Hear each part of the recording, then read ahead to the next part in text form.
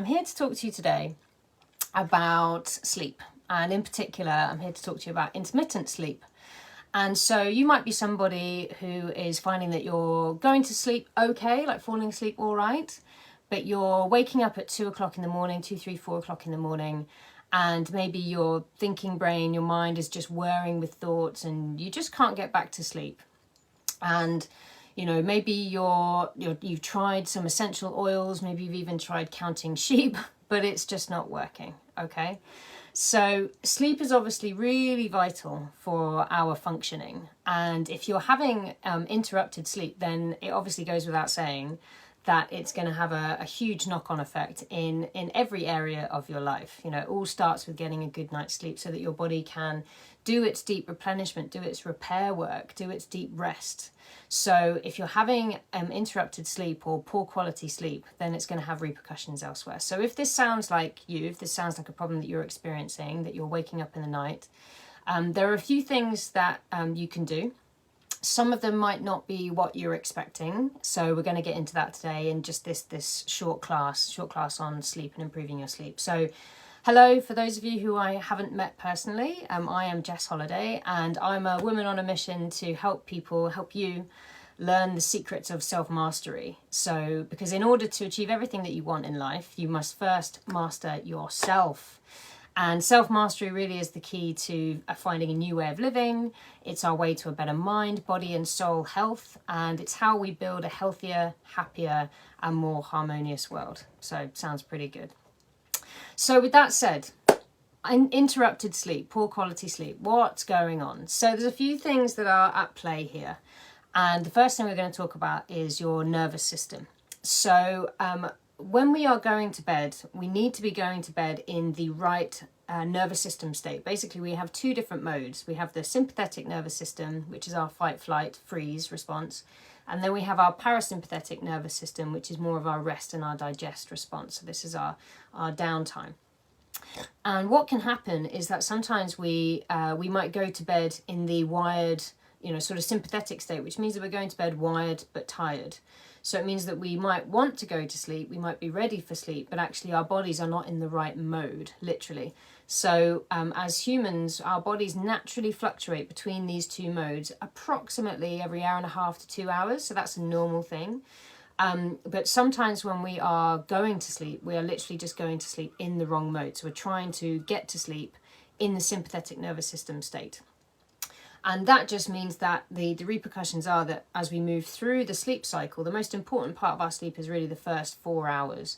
So if we're struggling to get to sleep at the beginning because we're in this wired but tired, then we don't kind of get that quality sleep at the beginning, and it just throws all of the cycles out of whack. So the first thing is just to acknowledge that we need to be going to sleep in the right cycle, and that is the parasympathetic nervous system part of our cycle. And when we're waking up in the night, what's actually happening is we're waking up when we've shifted into our sympathetic nervous system state. So our body is naturally sort of more alert, more awake. This is when if you were to analyze your sleep patterns, then this would be sort of the lighter sleep aspect, when you're sort of ready literally to become awake. So your body is naturally going to get spikes in things like adrenaline, glucose, and so on and so forth. So, your body fluctuating in and out of these modes is very normal. But sometimes what can happen is that we can exacerbate the sympathetic nervous system state, and it can cause us to wake up. So what we need to be mindful of is that something that's called the dawn effect can have a real impact in whether we're waking up in the middle of the night. So what happens is that during the night, our blood sugar tends to drop, tends to go quite low. And around about 2 to 3 in the morning, our blood sugar is probably at its lowest place. And what's going to happen is that your body's going to go in search of stored sugar, because what your body needs is glucose to help your brain to function properly, and all of its repair work that it's doing, and all the amazing miraculous things that your body is doing during the night. So your blood sugar is going to spike because your body is going in search of stored sugar.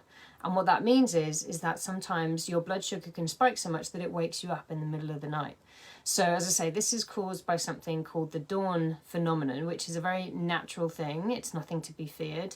And the exact causes of it aren't exactly known, but it is known that hormones like adrenaline, cortisol, glucagon, and growth hormone all play a big part in this dawn effect. And it's essentially your body's natural process of getting you ready to wake up, getting you ready for the day ahead. So, these hormones that we have do follow a natural rhythm, a natural circadian rhythm, or a daily cycle. And they do tend to be found in higher concentrations in the blood as we're getting closer to the morning. So that's something to just bear in mind. So what can happen or what you can do to remedy this is to come at this from sort of a two-pronged approach. Like I said, one is looking at your nervous system and how toned your nervous system is, or what sort of mode your nervous system is in when you're going to sleep, in terms of, are you entering your sleep mode in the right zone? So first looking at your nervous system as you're going into sleep, and then also addressing your nervous system when you wake up in the middle of the night. You're able to take control of your nervous system and switch it into manual, so you can shift yourself out of the sympathetic nervous system state and into the parasympathetic, which is what you need to fall asleep. So we're going to go into more detail in that, but one aspect is the nervous system, and then the other aspect is looking at your diet. So first, let's take your nervous system. So in order to shift your nervous system from the sympathetic nervous system state that your body is in, because it's waking up, it's got this spike in blood sugar, you can use several different breathwork techniques, and you can use them at 2 different times. So to make sure that you're going into your parasympathetic nervous system state, as it were, to drift into sleep nicely, you can use what's called a relaxation breath. And that can be as simple as using something like a 4-8 relaxation breath. And all that means is breathing in for a count of 4, and then controlling the breath on the exhale for a count of 8. So what you're doing there is you're elongating your exhale versus your inhale, and that's really activating your parasympathetic nervous system state. So the key to your relaxation is in your exhalation. So that's the first thing, is to try using a relaxation breath as you're going to sleep to help you to wind down, to make sure that you're falling asleep in the right mode. And that's going to set you up for the first 4 hours at least. You'll be in your parasympathetic nervous system state for the right time, and it will set you up well for a good night's sleep. So that's the first thing, is to go to bed using a relaxation breath, something like a 4-8. And then the second thing is when you actually wake up in the middle of the night, say it's 2, 3 or 4 in the morning, you can use an additional breathwork technique called the 4-7-8. So like the 4-8, you're going to inhale for 4, but then you're going to hold your breath for a count of 7, and then you're going to slowly exhale for a count of 8. And with both of these practices, you could just do them, say, 10 times through, 10 rounds through. But with the 4-7-8, what you want to do is really just keep going until such time as you fall asleep, because what that's going to do is it's going to help to shift your body, which is woken up in this sympathetic nervous system state, and it's going to help to shift it again back into your parasympathetic so that you can naturally fall asleep. And this is just really about gaming the breath, and it's about allowing the carbon dioxide in your body to increase. And your carbon dioxide is a vasodilator, it's a bronchodilator. So as you increase and you allow the carbon dioxide to increase in your body, that means your veins are just going to open, which is going to allow more blood to flow around your body, and it's going to bring you into a calm, relaxed state. And equally, if you are waking up with lots and lots of thoughts, then doing this 4-7-8 is going to give you something else to think about, to just train your attention away from those troubling thoughts that you're having. So those are the things you can try.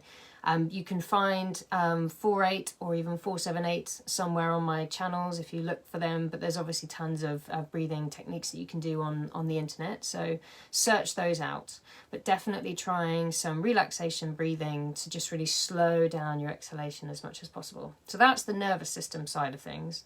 Secondly is looking at your diet. So it might be surprising to know that you can really impact your sleep or influence the quality of your sleep by looking at particularly the dietary sugar that you have in your diet.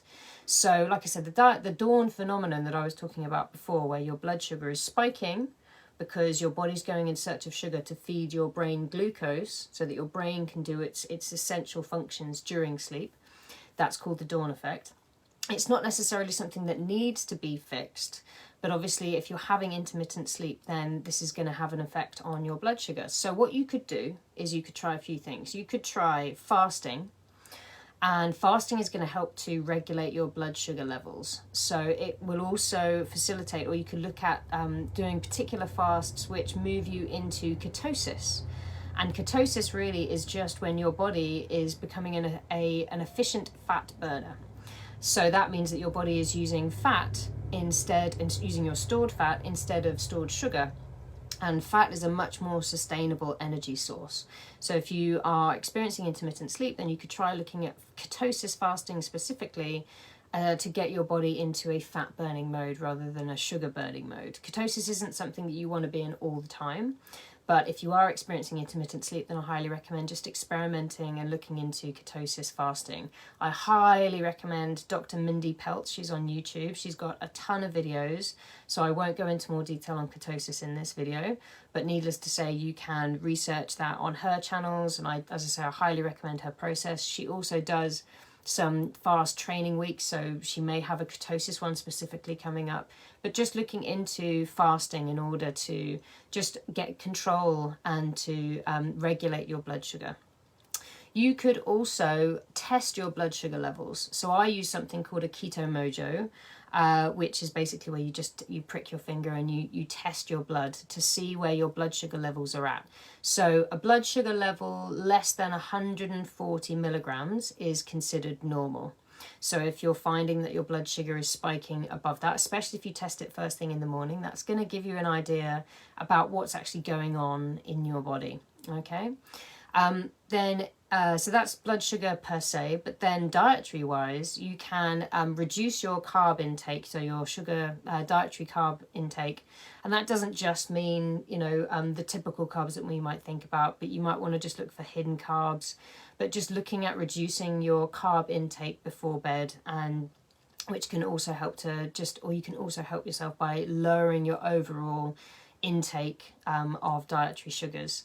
You could also look at eating your dinner like earlier in the evening, so maybe having your last meal no later than 6 or 7, and also avoiding late night snacks, which is going to help to reduce your blood sugar in the evening. So again, if you're looking at intermittent fasting, then that's something that's really going to help you in the pursuit of that, because if you're doing something like a 16-8 fast, then your last meal might be, say, at 6 or 7 in the evening, and then you're not going to eat again until 10 o'clock the next day.